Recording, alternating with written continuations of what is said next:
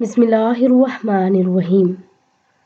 حدیث نبوی صلی اللہ علیہ وآلہ وسلم ہے کہ دو قسم کے لوگ جو نبی پاک صلی اللہ علیہ وآلہ وسلم نے فرمایا کہ جو ابھی ظاہر نہیں ہوئے۔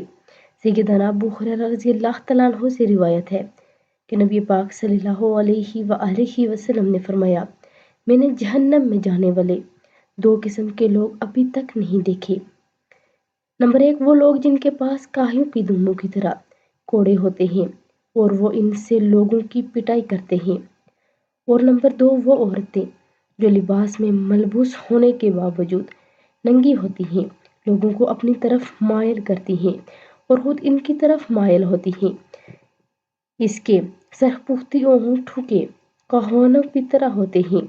ایسی عورتیں جنت میں داخل نہ ہوں گی اور نہ وہ جنت کی خوشبو پائیں گی، حالانکہ جنت کی خوشبو بہت دور سے محسوس کی جاتی ہے۔ اللہ رب العزت ہم سب کو ہدایت دے، اور اگر ویڈیو اچھی لگے تو لائک، شیئر اور سبسکرائب کر دیں۔ جزاک اللہ خیر۔